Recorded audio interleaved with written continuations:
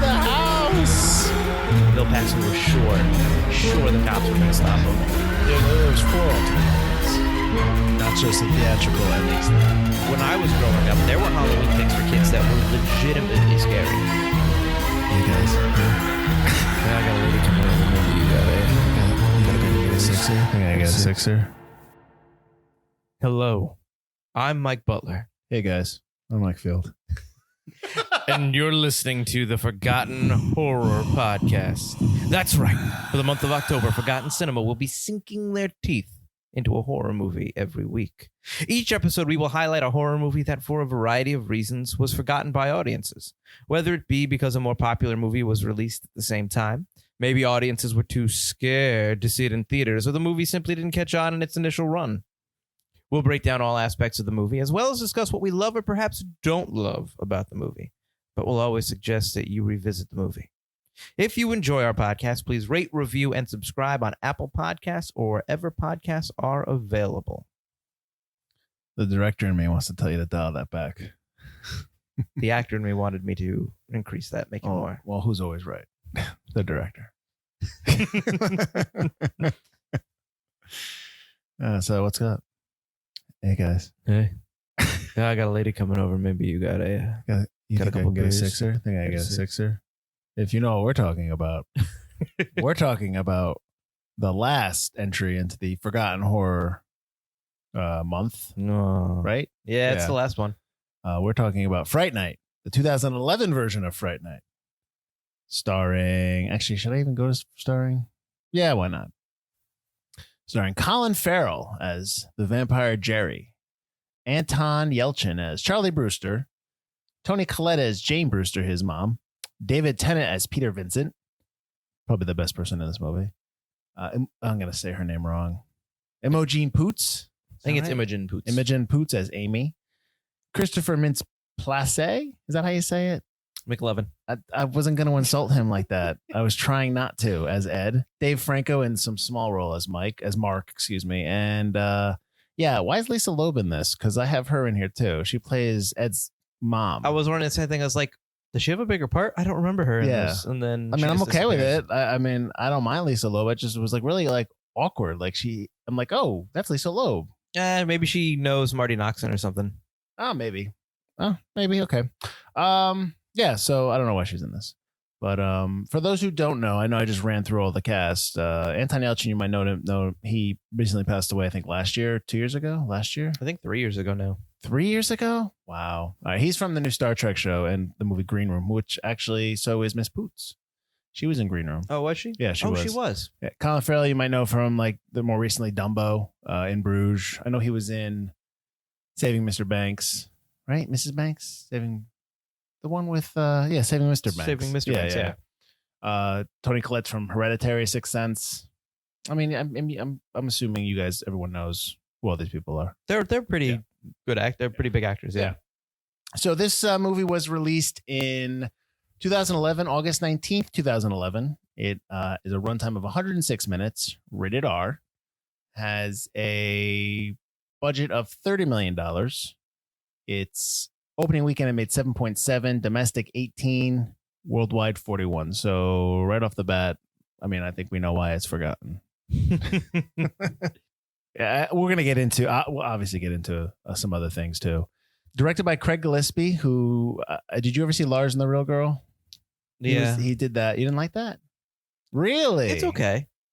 Well, it's just not weird. I don't think it deserved the reaction of, yeah. Do you really like it? I think it was better than what your reaction is. Well, I feel like you were looking for me to go, oh yeah. Well, I was looking for this.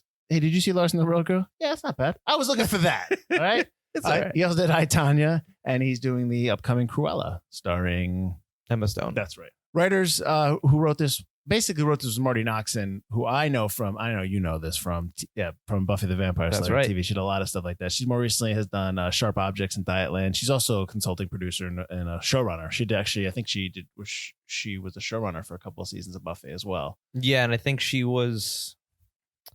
did some kind of executive producing role or maybe even consulting role on Angel as well, I think. That makes sense. For those who think, wow, Fright Night sounds familiar, that's because it's from 1985 as well, which was written and directed by Tom Holland.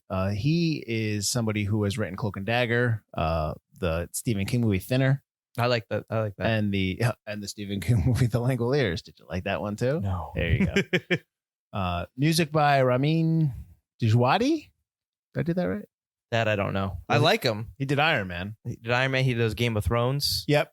He more recently did the Jack Ryan series. That's on Yep. Amazon. Pacific Rim, Clash of Titans. That's older. He's a very good composer. Absolutely. And cinematography was done by Javier, and I'm going to butcher this, Aguirre Sarobi. I'm glad you're doing the breakdowns this week. I don't know why I keep adding names that I clearly can't say correctly. He did more recently the Door movie, The Door and the Lost City of Gold, Goosebumps, the remake of Poltergeist, which as we know, Mike has never seen, and the Twilight series. Actually, 2 of the Twilight movies. I don't think all of them, but quite honestly, I've not seen any of them. So who cares? He also did Thor Ragnarok. Who cares? No, I'm just for people who might have seen more movies. That's right. So this movie was, like I said, released on the 19th of August in 2011. That same day, you had Conan the Barbarian, which I completely blanked that they ever redid that completely. And that was with Jason Momoa. Yeah, okay. It was okay. He's also it was also One Day was released. That's the movie with Anne Hathaway where they meet like on one day. It's a movie about one day, but not like that one day. It's one day per year or per 5 years or something. Like it's their lives as they go forward. This couple. It's okay. Spy Kids All the Time in the World, which I want to forget about. The week after, the 26th, you had Columbiana, Don't Be Afraid of the Dark, and Our Idiot Brother. Nothing too memorable there. I like Don't Be Afraid of the Dark. I guess. I don't know. You don't like that one? Well, I almost put that one on Forgotten Cinema, but I couldn't remember the name of it. But here's the thing. I've seen it, and I can't remember it. But I know I saw it, and that should tell you why. It's just one of those movies that I watched, and I was just like, okay. Oh, I really like that movie. Really? I do. I can never remember the name of it. I felt I don't it was like a little the name. gimmicky. That's the one where... Remind me again. That's the one by Guillermo del Toro with the little creatures in the big mansion. Katie Holmes is okay. Not the mom. She just got married to the husband, and she's trying to protect the 2 kids. I'm blanking. I have no idea. And then I'm thinking of something else. I'll put this on the. No, that's because you've seen it and I didn't. Does not mean it goes on the list. I've been wanting to put it on the list, and now it's going on. All right, fine. The week before, so you had. Now remember, we're into the later stages of the summer. So you're not really getting the big summer fare, but you're getting movies that will attract a wider audience. And this movie, I was a little surprised it came out in the summer. It came out the 10th, so the Wednesday. So the 19th was when Fright Night came out. The weekend before that's the 12th. This came out the 10th. That is The Help with Emma Stone, and which is a big time Oscar award winner and very popular. The 12th, you had 30 Minutes or Less, Final Destination 5. And is that the one where they get that's one where they get him back, Tony Todd back. What happens? Is that the one in the movie theater? I feel like we've had this conversation before about. We were talking about what's the difference between 4 and 5 is. I think that's the one with the movie theater. When it blows up. Yeah. Is that the one the third one's the one with the roller coaster? Yes. So the fourth one is the one with the field trip. 3D one. The fourth one's with the field trip and the bridge. Yep. Okay. So then the fifth one is one's movie the theater. I thought that's the same one though. I don't know. Anyways, moving on. Final Destination 5 was big though. Well, made money, more than this. And I think that the reason why I referenced that is because I think that's probably took away some of the thunder of Fright Night because it's similar movies. Kind of probably. Like horror, Fright Night. Also, you're basing it on something that came out in 1985. Your audience is a little older for that in terms of horror movie fare. Well, you're not getting a lot of people from 85 wanting to see this one. Right. Whereas Final Destination 5, you're going to get a lot of pretty much, you want the teens who want to watch people die. And then you've got the people that are like my age who grew up my age and your age watching the originals. Right. I hear you. So when Fright Night came out, it opened 6th on its opening weekend. Oof, not a good sign. Yeah. Number 1 that week was The Help in its second week. Number 2 was Rise of the Planet of the Apes, which was its third week. And number 5 was The Smurfs in its fourth week. So that is not a good start to your... Yeah, and I know it's not good. Bad. And it barely beat Final Destination 5, which was in its second week by like 11,000. Barely beat it. And I mean, that's pretty much it for the facts. I mean, it was shot in the summer of 2010, end of July to beginning of October in New Mexico. Everything was shot in New Mexico, even though it takes place in Las Vegas. The magic of Hollywood. Ooh, how do you make those happen? All right. So speaking of that, let me break down the plot real quick. For those of you who have seen the original, like myself, which I have not in a while, and I know Mike rewatched it for no reason other than he wanted to rewatch it. I did the deed, which is fine. There was no. I had never seen the original. There was no. I didn't rewatch There was the no original. deal. There was no deal that we had to watch the original. I said the deed. I didn't say the deal. I just wanted a reference point. Okay. So Charlie Brewster lives in a suburb of Las Vegas, and how it's set up is the suburbs are probably a collection of 50 to 60 houses that are in this it looks like if you're looking from the sky, like a big box of houses, and then there's a one lone road and that goes to the next section of box of houses. And pretty much that's how it's set up out there, just because of the desert. But what you always see in the distance is obviously the lights of Vegas, because everyone there probably works in Vegas or just works around Vegas. And obviously, since you just told you it was shot in New Mexico, that clearly was put in after. So he lives in this small neighborhood, and next door moves this new guy named Jerry. And Jerry's a little odd. He has odd hours. Right off the bat, you find out that Charlie's friend Ed believes Jerry to be a vampire. Kids are going missing. There's strange things that are happening. And Charlie slowly starts to believe that this might be true, because Ed disappears as well. And then honestly, then it goes from there where Charlie starts sneaking into Jerry's house. He finds one of his neighbors that he had noticed that had went over to visit Jerry, but now she's locked up. He sees that Jerry feeds on her. He tries to save her. That does not work. No, everyone thinks he's crazy, but suddenly, like, his mother and his girlfriend, who is Amy, they suddenly get embroiled into this as Jerry starts attacking them in the house, and it's just basically where David Tennant's character comes in, Peter Vincent, who in this incantation he is a kind of like a Chris Angel type magician who does all these magic shows based upon vampires, but he is someone who has studied vampirism and studied all that, and you find out later why. Because it obviously affected him personally. He goes to Peter Vincent to try to find a way to kill this vampire. Vincent tells him to get lost. Charlie comes back. Vincent goes back to the house to try to fight him. Suddenly Vincent joins the fight, and it's them against Jerry. Because what ends up happening at the end is that Jerry takes Charlie's girlfriend Amy and turns her, and so he has to face off Jerry in one final battle or whatever. It's real. That's actually a really, I don't want to say simple plot, but it's tight. It's a tight plot. Yeah. Okay. So it's, I thought maybe it was a little too quick. Did you think it was too quick? I liked that it was too quick. Really? Okay. I was like, do I have to wait for him to because now we're watching the second time. It's I don't want to wait for him to discover Jerry's a vampire. Oh, he already knows Jerry's a vampire. All right, let's get into it. Well, I think that was a note. One of the things that I discovered was that, because this is a DreamWorks movie, that Spielberg had a big hand in a lot of the movie, not making it or shooting it, but just kind of giving advice and contributions. And one of the two things that they talk about and what he kind of offered was, he had them when Ed is attacked in the beginning, in the first 16 minutes or something of the movie, when you assume that Jerry is turning Ed, but he just bites him. There's a shot of the crucifix in the water going by, that was Spielberg, said, oh, you should have this. And they put it in there. And then also they had different, because there's 5 different stages of Jerry's makeup, the 5th being the CGI vampire look at the end. Mm-hmm.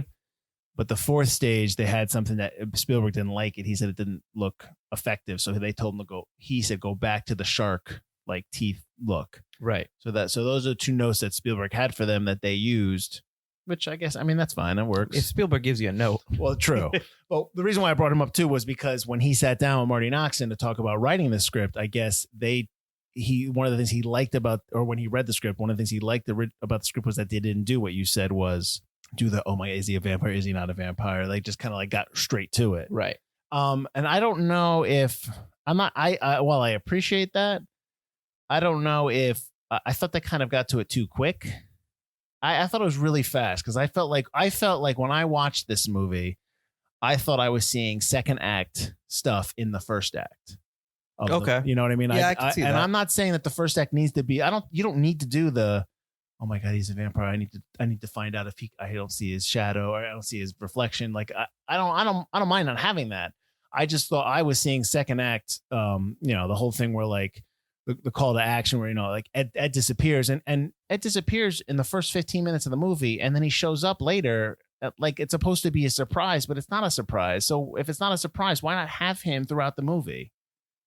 Yeah, because when he is trying to turn Ed, when he is trying to go to him, and he's like, "You want this?" And he's like, seducing him in his perverted way that he does throughout this movie. You say you're glad you're different. Get back! How can you be in a place like this? These people, even your best friend, you're nothing to him now.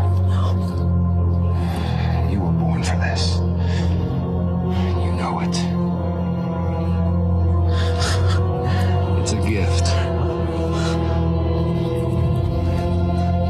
You get the sense that he wants to make him his own. Yeah. But then you never get any indication of that other than the fact that he just bites on his neck and that's it. We pull up and we see the crucifix in the water and then we don't see Ed for another, I don't know. I don't think you need him. 45 minutes. Yeah, I don't think you need him though, because he's turning people. Ed's going to come back. You're just going to have a scene where Ed makes dumb jokes while he's with. He makes dumb jokes regardless. I mean, so now that I've watched the original, I can say that Ed gets turned in the original too, but in the original, Jerry's also got another familiar that's with him who's not a full vampire. I can't remember his name off the top of my head, but this guy is in throughout the whole movie, peppered throughout, helping Jerry out, but he really does nothing. Mm-hmm. So it's like, why is this guy in there? He really doesn't need to be. And I feel like if you put Ed in the beginning, he's just going to serve that same purpose, which is to have no purpose other than to be there for Jerry to have a sounding board. Too. Right. That's unnecessary. I like the quietness of Jerry. I like that Jerry is alone in any scene you see him until like the end. You're talking about we're talking about 2011. We're talking about 2011. Yeah, okay, I'm past 80. Yeah, okay. Yeah. That when Charlie's in his house and he's eating the apple or he's watching TV and he's laughing at Real Housewives. I didn't understand that. I think it's just like, hey, he does normal guy stuff when he's not eating people. I don't know. Normal guys don't sit around watching Real Housewives or like, eat apples very seductively looking out into the moonlight. Like there was a cutaway where there's a cutaway. I can't remember what it was, but like they're outside his house or Charlie's outside his house. I don't know what's going on, but like Jerry's in the house. They just cut to him eating an apple. He's just like, he's just looking. He's like, yeah. And I'm like, what is this? What is this shot for? Like there's a couple things like that. Just being creepy. Well, not mention that. He mentioned that. When Collin Farrell first read the script, he thought that he expressed a concern that his character was acting like a sexual predator. And he was like, maybe that's something we should adjust, but they never did. But yeah, he absolutely does come off like a predator. He does. And I kind of like that too. Well, I get it for the purposes of the movie because he's preying on these people to eat them. Right. I get that. And there's probably a lot of similarities there, but like I still laugh because I did in the beginning of the thing. I still laugh when he comes around the corner. He's like, "Hey guy, what's up? Hey, listen, I got this girl and I got some brews." Your mom, she's wild. She's ready. She's primed, ready to go. Well, I think that's. I don't know if he's trying to get it. He's trying to evoke emotion. Oh yeah, absolutely. Get him to come in the house or get out of the house. Yeah. You don't mind my saying you got a lot on your shoulders for a kid. The two of you, alone, and your girl, Amy, she's ripe. I bet there's a line of guys dying to pluck that. Your mom, too. You don't see it. Maybe you do, but she's putting it out. It's on you to look out for them. You up for that, guy? But, it just makes me laugh because it's just like, hey, guy.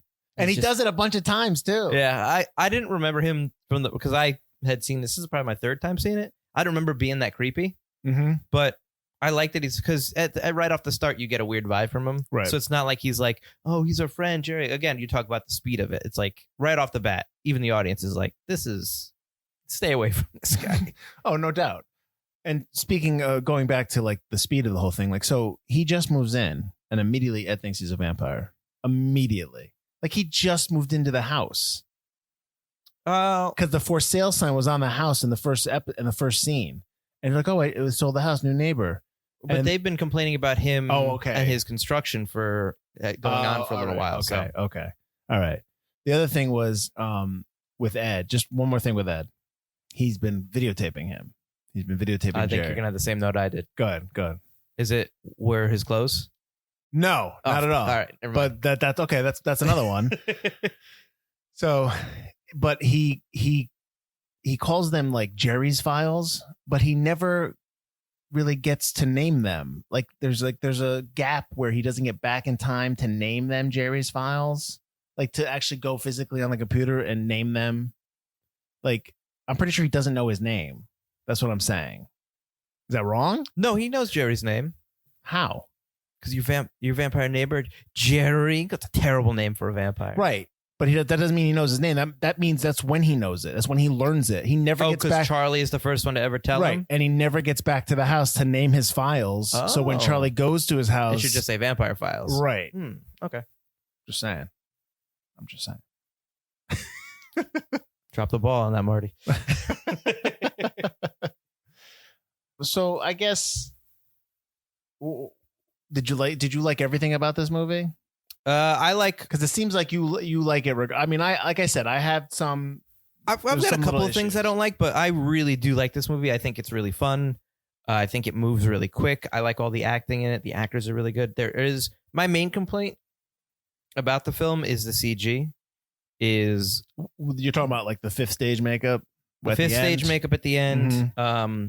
The blood, which if I remember correctly, this movie was released in 2D and 3D. It was 3D because when he throws the cinder block through the glass, I was like, oh, that's right. This was 3D. Yeah. When he chops off Ed's arm, I'm pretty sure there's like this splatter that I'm just like, ugh. Well, the blood effect when he tries to pull the neighbor out of the house.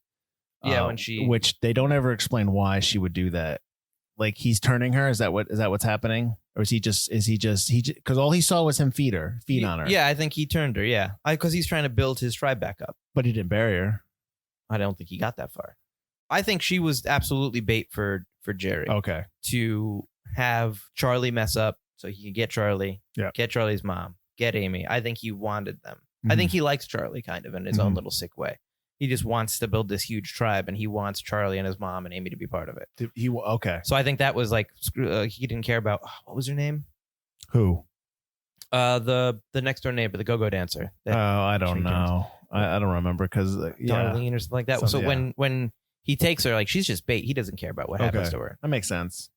That makes sense. The other thing was I know they said I would not talk about it anymore, but like one of my notes is that the E in Ed stands for exposition because he delivers a huge chunk of exposition. Yep. And to the point where I noticed it, and I was just like, oof. Like again, someone's got to. Yeah, I know. I know it has to be there. Sometimes when I notice it, though, that's probably like not a red flag, but just kind of like, maybe just because you know what? It might also be because I watch so much stuff that I'm used to it. So that might be more of a note on me. Not, you know what I mean? Not like being like a regular audience member. You're also viewing it, taking notes on it and studying while you're watching it. That's true. But that's true. He does. He is the one that really tells you. It's kind of, it goes Ed and then it bounces off to David Tennant's Peter Vincent kind of gets the last part of it, of the exposition. How do you kill it? What tribe he is, stuff like that. That's kind of what he gets at the end. Well, which I like David Tennant in this a lot. I think he's really good. You want to get into Peter Vincent? Okay. Well, we're going to get into Peter Vincent. Well, I don't know. Like, are we breaking down characters? Like, we can't. We'll break down whatever you want. But yeah, Peter Vincent's great. Hey, man, it's free for all. Do what you need to do here. You want to know how to kill a vampire? Seriously? Yeah. Kill a vampire. Well, let's think. Well, you got fire, beheading. You can make him a big garlicky omelette. All go traditional. Steak through the heart. Bam! Cool. So that stuff really works? Well, maybe not the omelette. He is very different from the original film. Okay. Yep. In the original film, he's still kind of a coward, but the original Peter Vincent knows nothing about vampires. He was always assumed vampires were fake. He was just an actor. And I like that this Peter Vincent has a past with vampires. There's a reason that he's obsessed with vampires and stuff like that. I thought that on that, again, I haven't seen this in 8 years. You only saw it when it came out? Yeah. So I don't know. I didn't say, probably saw it in the theater. Did I see it in the theater? I saw it. Regardless, I saw it. Hey, guy. And when I was watching it, I was like, oh, it would be a good plot point that this guy has killed his parents, because, Peter Vincent reveals that he got into all this because his parents were murdered. Right. And he was survived because he stayed quiet. So when you find out when they go to the basement of the house, so like this huge basement, and that they're fighting, and then Jerry's telling him like, "Oh, I remember you. You're your mother's eyes, and your father's name." Right. And so it's like, oh yeah, okay, he was a vampire, but like they don't give Vincent any time to either remotely connect to that moment. Like there's no like, oh my God, you're the guy. Like it was just kind of like, eh. I would have really liked for him to have revealed that to us at the scene when they invade his flat. Yes, absolutely. Before Peter even admits to any of that. Right. Just have him say, hey, I remember you have your mother's eyes and your father's name. And maybe even the flashback, maybe the beginning scene where they kill Ed's friend. Maybe do that as the past and have him kill his parents. I agree. That would have been, I think that would have worked well, because Vincent's a big character. Vincent's at the end of the movie, and he's not a throwaway because he survives. So he's somebody who is important to the story. You might as well include him into the main plot of the story. And another thing, we have to assume that Jerry has seen Peter Vincent on TV. You know what I mean? Like he has seen his show or seen like him promoting. Oh, absolutely. I would imagine. So he would already know that he's the son of guy. Yeah. Yeah. The way I see it, because I don't think if Jerry attacked Peter Vincent's family and now they're here, maybe Jerry's just never really left Las Vegas. Mm-hmm. So maybe he's been following, or Peter Vincent's clearly English as well. True. Maybe he's been following Peter Vincent this whole time. Oh, maybe. Yeah. Seeing where he ends up, seeing what leaving a survivor does, kind of just like maybe using him as like a rat or something like that. There's a lot more there that they could have used. But again, if you're going to have him reveal that he killed his parents and then you don't have Peter Vincent ever kind of react to that, then why bother? Why bother revealing it? Because you're kind of wasting it. You're wasting a good moment. Especially when you kill him at the end. If you leave him alive at the end, you give Peter Vincent reason to maybe continue or something like that. I don't know. Maybe. Right. No. Yeah. Right. But I like Tennant in this. I do watch Doctor Who. I think we both watch Doctor Who, although I have watched more than you. I still have to watch the new season. Terrible. I mean, you're terrible. Not that it's terrible. It's not that it's not terrible. But yeah, I always liked him as the Doctor the best. I believe my wife does too, but I think she likes and Matt Smith, right? Matt Smith's good. She likes his stories better. I don't. I know you don't. I know I like the Russell T Davies era Doctor Who, Christopher Eccleston, David Tennant. Those are my doctors. You're the only person I know that like Eccleston. Eccleston's great. I'm not saying it's fine. I'm not saying he's not great, but you're the only person that likes him more than the others. I think I like David Tennant more, but I really like Christopher Eccleston. He was the reason I kept watching the show. It was the first season. He was only in one season. And he's really good. You know what? This is not a Doctor Who cast. Save it for Forgotten Who. That's not going to be a spinoff. that's like geek level spinoff. Yeah. I don't. I always talk about how everyone has a what does they say, geek limit or a level of geekdom that they get to. That is beyond mine. I mean, you're probably farther than me in terms of like what you're into geek nerd wise. Oh, absolutely. And these words I'm using are all in a nice way. I'm not being mean. My wife's a nerd, and I'm pretty sure most of my kids are too. The one thing that I thought was gross about Peter Vincent is his need to drink Midori straight. Yeah, I didn't get that. When I was reading stuff, I didn't find anything about it. Like why they chose that? Yeah, maybe he just like, I love Midori. Like, maybe it's just the weirdest, grossest thing. Maybe Midori paid for a product placement. It's a mixer. It's a liqueur that you're supposed to mix the drinks in. It's so sweet and so gross to drink. It's a watermelon-based liqueur. That's what Vegas magicians do, Butler. The only thing I thought that I wrote a note about it, maybe because it's green, and the movie is kind of shades of dark blues and dark greens to kind of complement the blacks. Maybe. I know that the set design, I know that props department put a lot of stuff in his apartment reflect Doctor Who. They did a lot of stuff for the show, like, but you can't see it. Like, it's only for him. Like so. I did read there's Gallifreyan writing somewhere. Yes, that's what they, like stuff like that. But like, it's only basically for Tennant to go. Oh, look at that! Yeah, exactly. Which probably should tell you how popular he was back then, because I mean that's a big get, because he just came off of it, right? I think that was right at the end of he was either had filmed his regeneration and people were going to watch him regenerate soon, or he had just regenerated. We're back to Doctor Who. Well, how about this? Since you watched the original, and I asked you, you didn't know this, but I know now. If I had watched it, I'd been like, oh man. Yeah, Chris Sarandon, who plays Jerry in the original, actually has a cameo in this. He's the guy that hits the car and gets eaten. Sorry, spoiler. What the hell do you think you're doing? Hey, no! Stay in the car! Stop in the middle of the road. You got a tail light out. I can't.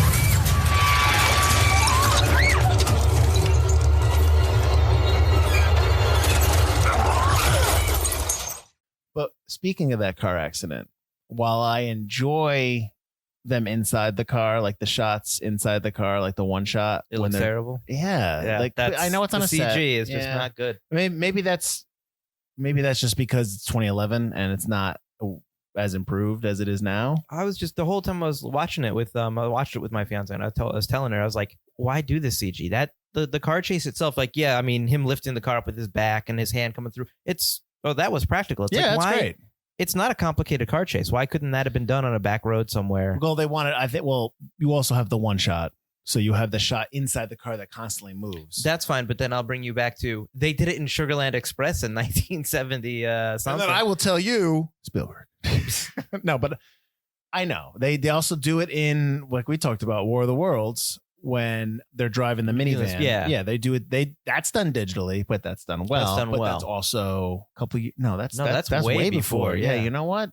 I don't know. There's Maybe no because it excuse. was at night. Because there's definitely like a white sheen. It looks like a helicopter's following them the whole time. I don't know. I don't know. Maybe because they only had, what did I say? What was it? $30 million budget? Is that what I said? I don't even know my own facts. Yes, $30 million. Well, they probably didn't have a lot of money. War of the Worlds probably had budget was probably like $200 million. I get that. I just don't do the wraparound with the car. Then you don't need that shot. Well, you get the shot where his that's hands the thing. coming out the car. Listen, once you want something, some people can't let it go. Like, That's listen, true. I when I come up with a shot I want to do, I try to do it as much as possible. If it doesn't work, it doesn't work, and then I have to. But some people just, maybe it was a question of just because you can do it, should you do it because it's going to look like this? Yeah, and I don't know, but it really that's took me out of it. Well, that took me out, and then the end when as long as we're on the topic of CG, the whole his overblown death. Yeah, his whole makeup and like it was CG, and then he blows up and it's digital blood, and there's clearly a switch to real blood. And you see it, and it kind of just like the CG blood is way too shiny and way too bright. Yeah, I don't know. It wasn't because I do like this movie. I like that. I like the dialogue. I like the fact that they're not dumb. I like the fact that the mother and daughter and girlfriend are not like, it doesn't take them a long time to figure out what's going on. Not clearly because he blows up the gas line in the house, but they're not.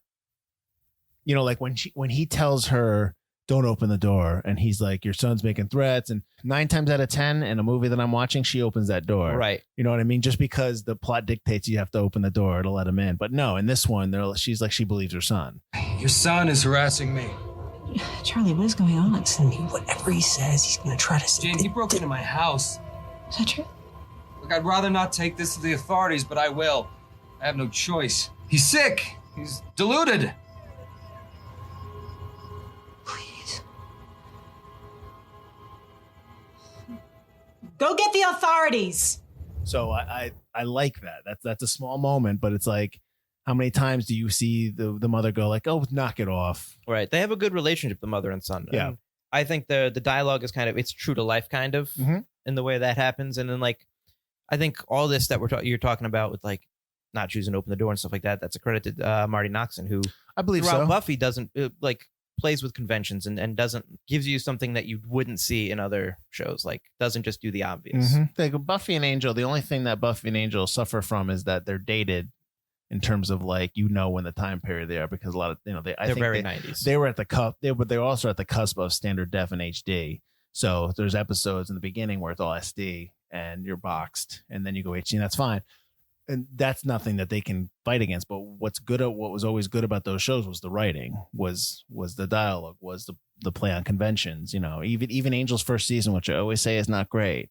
No, it got better every Angel season needed as you went. time to get better. Yeah, Angel needed to understand that the ensemble was what was worked best. It worked best in Buffy, and it was what worked best in Angel. Yep. So yeah, I think the writing is what was strong there, and I think it's strong here. There's just a lot of, for me, there's a lot of like little nitpicky notes that I have, and that's just kind of just viewing notes. It's not really an overall, like, maybe because it's not strong. I don't know why. I would guess for several reasons why people didn't watch this movie was it was too far gone from the original. You're talking less, like 25 years, 26 years, right?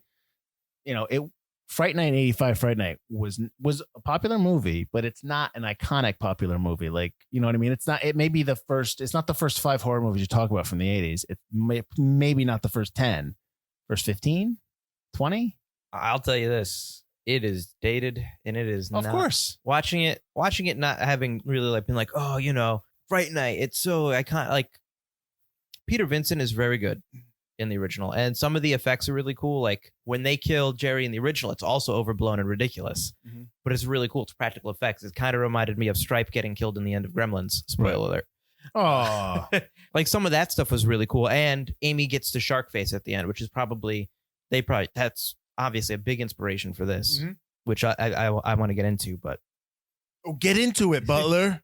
But right now I'm talking about the 85 one is not super memorable when you look at it from someone who didn't watch it back then. It's not the greatest. No, which is why I think the don't story adhere to a lot. I think the story is intriguing. The idea that the vampire guy moved next door, Yes. like that's intriguing.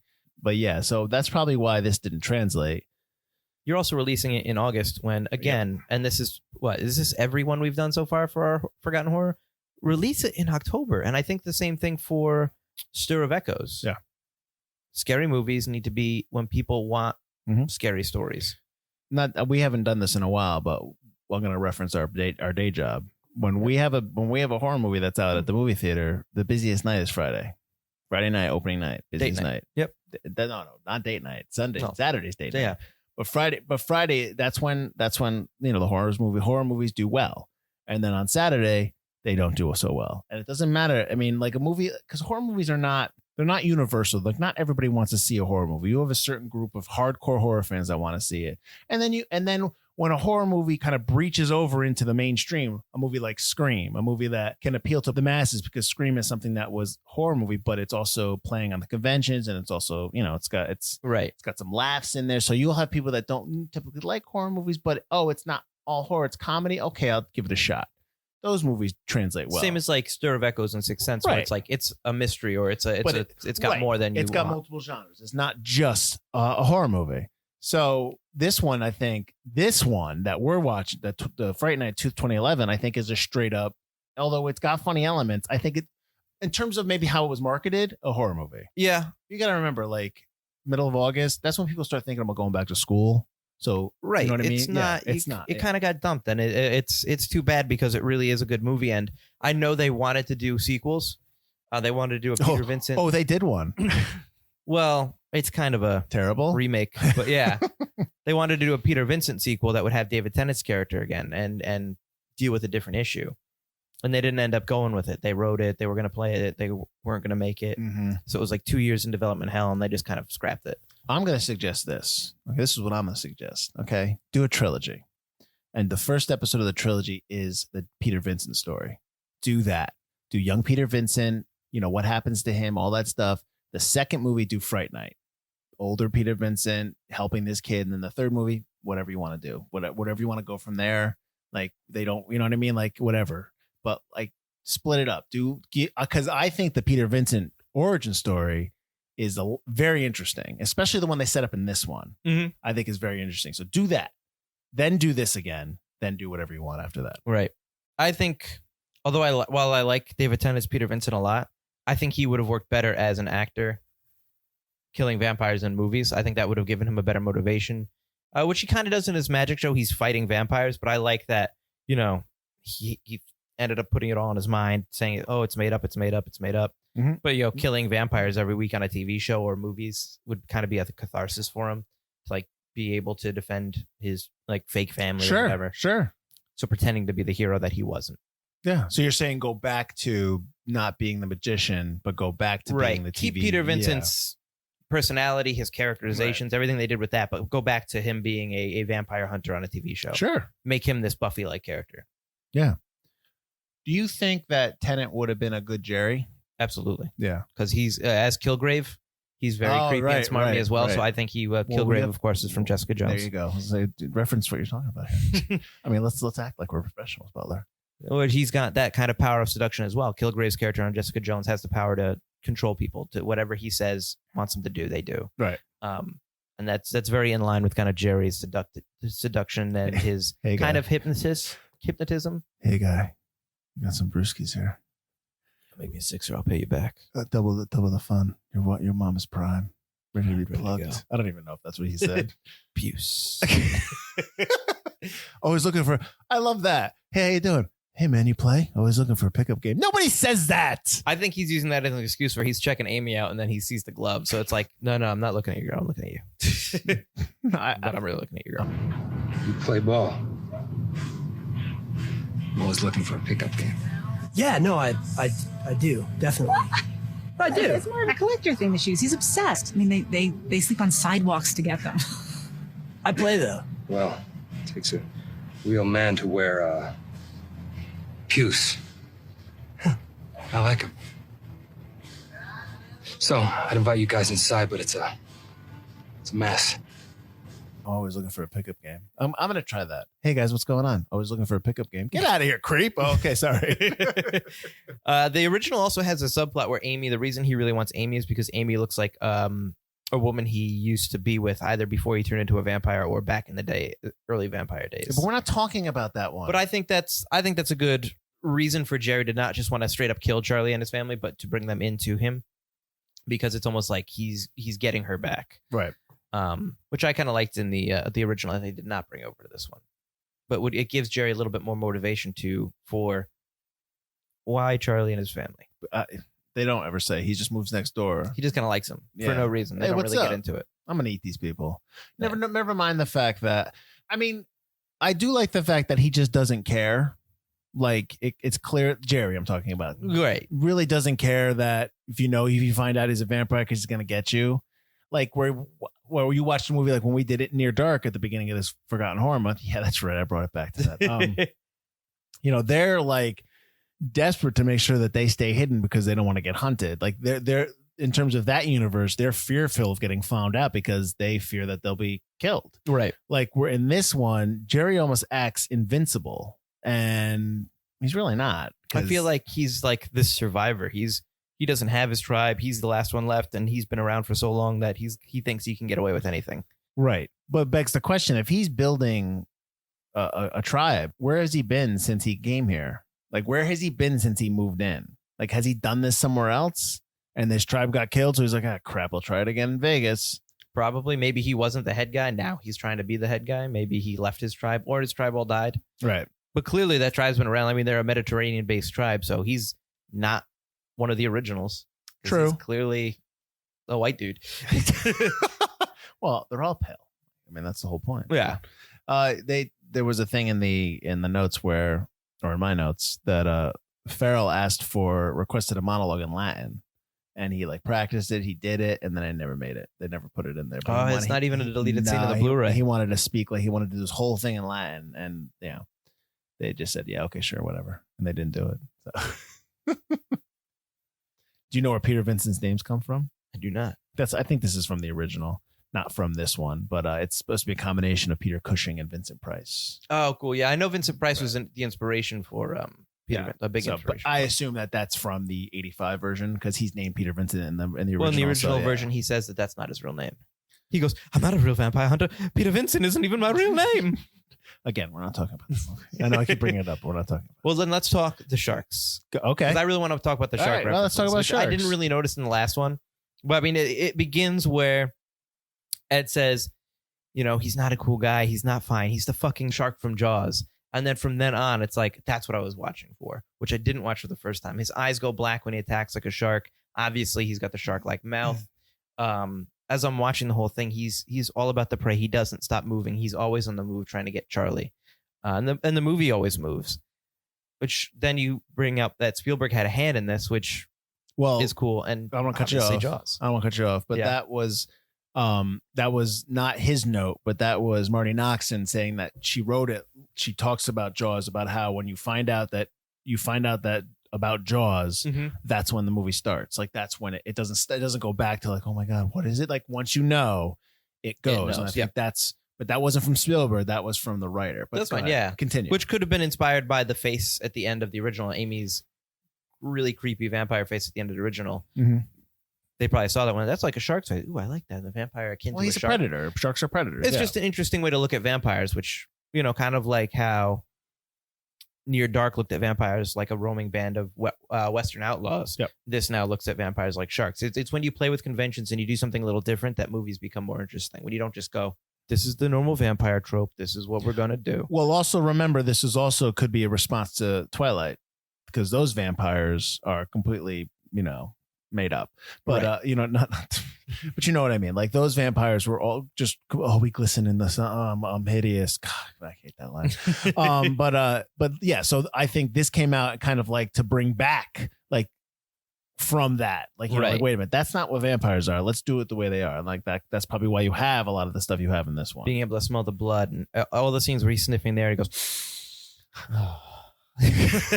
and he can track them, the shark faces and the coloring, which is something I also didn't notice. Like anytime it's nighttime, it plays with the color, like all the blacks and stuff like that in the movie. You get obviously nighttime that's black in the night, and then you get dark greens and dark blues. It's almost like you're, especially in the basement, you're underwater. That kind of like murky water kind of feel to it, which works with the shark motif that they're going for. Right. And he's almost bluish when he turns into a shark. He's got the blue veins coming up. Yep. Okay. Yep. I just really enjoyed the shark motif to the vampire. Like it was a different way to look at it. That's fine. That works. I like that. I mean, that's not, off the top of my head, I can't think of it in any other kind of vampire movie that we watched or in general that I've ever seen in my entire life. So no, that's and stuff like that makes you appreciate the movie. I think because if I were to say like, I don't want to do this, but like if I were to say like, give me a letter grade of this movie and like you said A, okay, I'm saying like B+. B. Like that's what I'm saying. I'm saying like I enjoy it. I just don't enjoy it as much as you do because I do like, and partly because the CGI, and like I said, just in terms of the writing, in terms of plot and story development, and I felt like second act blended into the first. Like there was no first. And if Miss Noxon sat me down and be like, no, this is what I did. And this is how I did it, and this is why I did it. I'd be like, okay, I take it back. Like that. Like it's like that because I'm going into this with very little information on how everything was put together. Right. So I'm just talking about, and again, this is off of one viewing, 9 years or 8 years after the last viewing, and it's just kind of like what I felt. If I watched it again and broke it down some more, maybe that would change. But I just kind of, like I said, I just kind of felt like second act stuff was blending with the first, and there was no first, and that's fine. That's just how I felt. I'm sorry. I can look past the bad CG, although I really, really hate it. Anytime there was CG, I kind of rolled my eyes and went, well, I mean, like, I don't want to, I hate blaming a movie for bad CG because again, that's why I'm not gonna. Well, but it pulls you out. But it affects your viewing. It affects your viewing pleasure, your viewing experience. And that's got to be a negative. That's like bad sound. It's like you can like bad sound when you watch a short. You watch two independent films, and one, the quality in the picture is kind of okay, but the story is awesome. You're gonna be okay with that movie. But then you have over here same type of story, but the audio sucks. You're not gonna like that movie as much because that bad sound really messes up your movie. Tell me about it. I wasn't trying to reference something you did.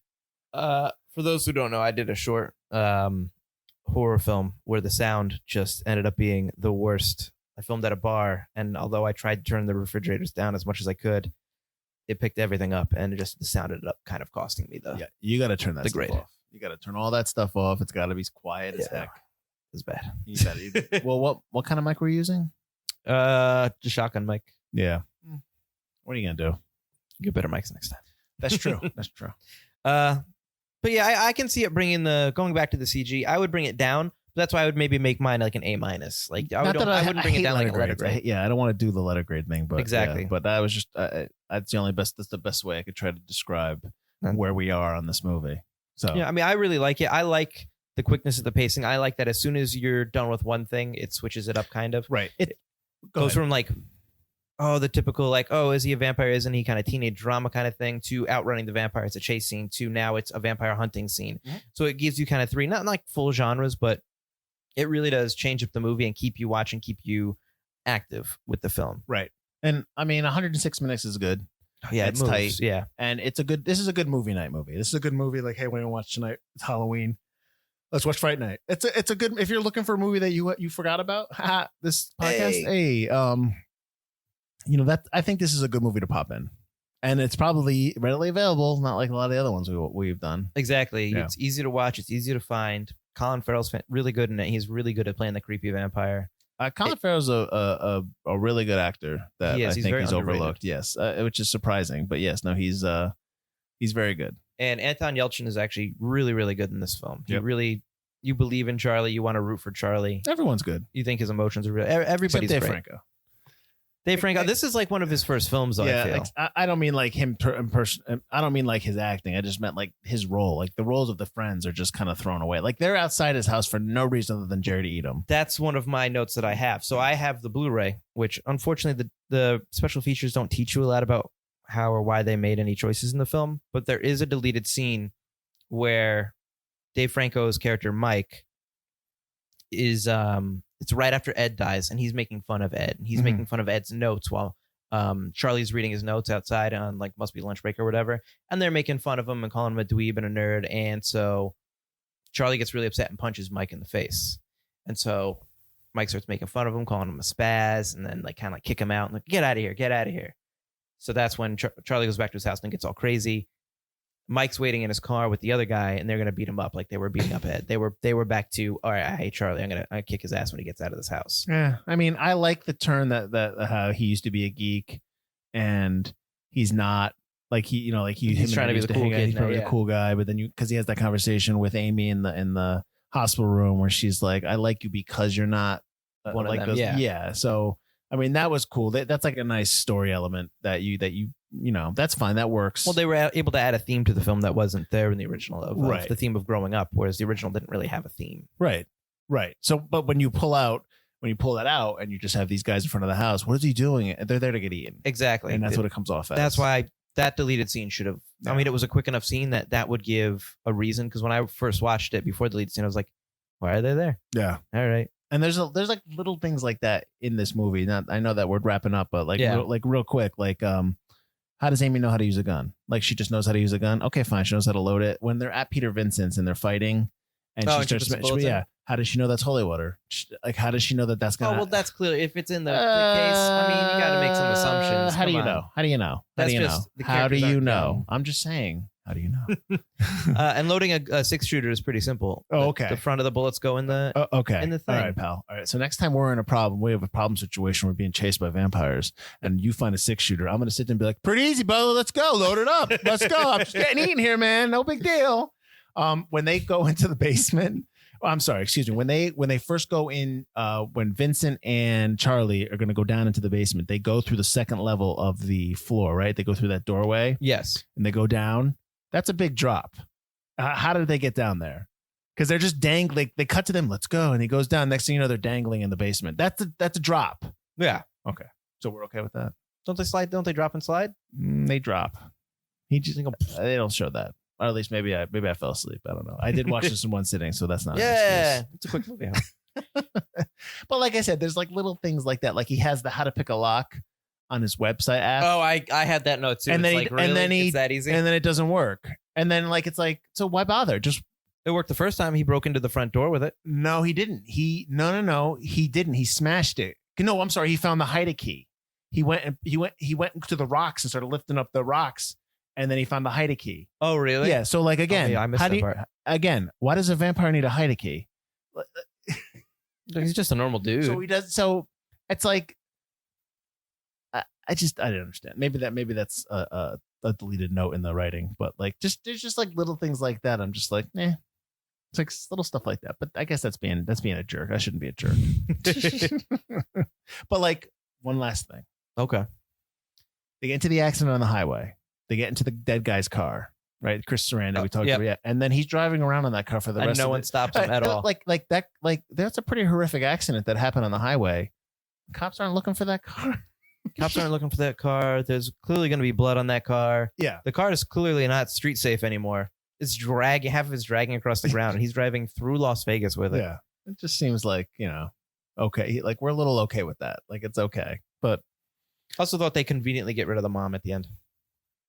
Well, there's by making her pass out in the hospital. Well, it's not about her. Yeah, it's about him and just putting her in some kind of weird faint coma. Yeah. It's just kind of. And then they show her at the end. So at the end of the movie, he makes the phone call because he's apparently about to have sex with his girlfriend for the first time. They cut back to her, and I'm like, why are we cut back to her? But then I'm like, oh, that's just to show everyone that, hey, she's fine, guys. Yeah. And she's all right. Yeah. House is for sale.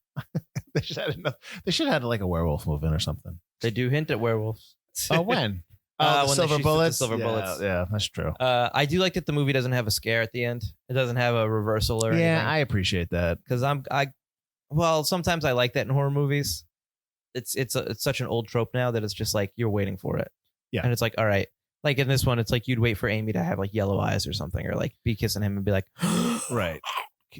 Keep the story just to that. Like don't hint at anything else, or I hear you. That I think that's rampant now because everybody has to be a world builder and stuff like that. So you have to like, but like there's no reason why you just can't expand from that story like we just talked about like maybe like 20 minutes ago about the Peter Vincent character and all that stuff. So yeah, you don't need to have that. You don't need to have a tag in order to get people to watch. They'll watch it. Just do a solid story and they'll be like, I want more. You don't need to give them that. I hear you. Agreed.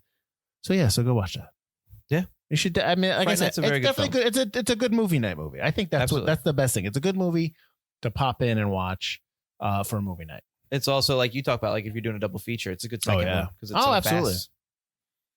Absolutely, I agree. I mean, honestly, you should watch the original too, just to watch the original. But the original wasn't great. I do like that I have watched the original now so I can compare stuff. Good job. Makes me so proud. So that's it. I guess we're done. Woo! Yay! Forgotten Horror is done. Oh, Mike's sad. Until next year. I am kind of sad. Are we gonna do it next year too? Forgotten Horror doesn't go away. Oh, I mean, I don't know. It depends on how wildly popular or unpopular it is. I mean, we might have to do something else. Let's get emails. I hated that you did Forgotten Horror. It was the worst of your series by far. The guy that you're referencing is not listening to our podcast because I already know what you're doing. And he should. You should, my friend. All right, so I guess real quick, I always blank on anything to plug. Just go to my website, Michael D. Field. I'm actually in the process of redoing it, but you're not going to see that. But I'm in the process of just kind of like redesigning it. So hopefully, eventually, maybe they not see it. Oh, maybe so at this point, I don't know, because I keep doing it and then I keep changing my mind about what I want to do. So I keep switching it. So like we are now technically in September, but you are listening to this in October.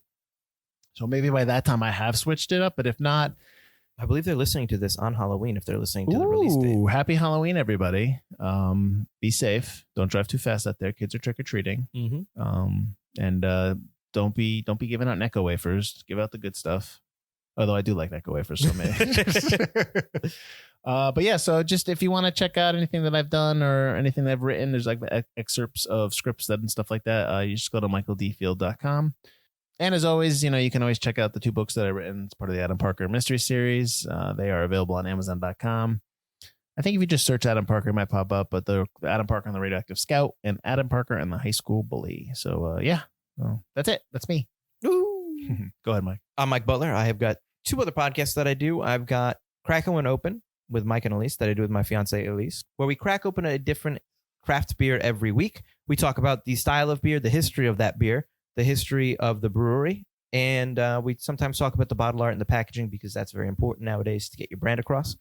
And while we're sipping on that beer, we talk about the latest pop culture news and reviews. It is a podcast about brews, news, and pop culture reviews.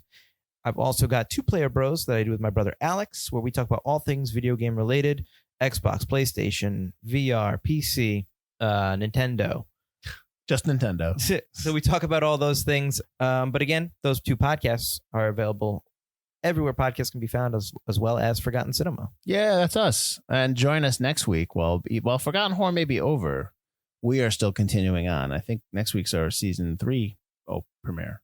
We are doing... Yes, it is. Yes. We are doing 2 things. We're doing the Collin Brothers movie, Burn After Reading, but we are also going to be joined by Andrew Morgan, who we have talked about on this podcast before. He has his own podcast, The Nomcast. This will be our first guest for Forgotten Cinema. So we'll try to be nice and not yell too much at him and stuff like that. But we're looking forward to that. That's next week. That's Burn After Reading. So go find it and watch it so you know what we're talking about. All right. And as always, thanks for listening. I'm Mike Field. I'm Mike Butler. And this has been Forgotten Cinema. Keep it spooky. I forgot that you were going to... It's my last one. It's freaking bad.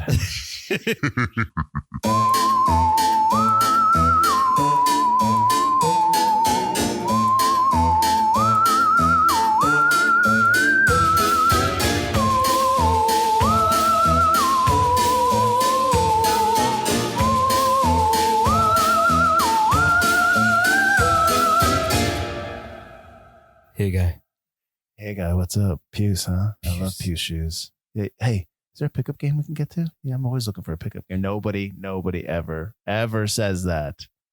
I've never said that. You got a 6 I can borrow? Yeah. I'll give you back. Get I'll you back twofold. Mom's super ripe. She's just ripe. I'm not creepy. Shut Maybe up. you noticed it. Maybe you don't. All right, I am. Let me just eat you.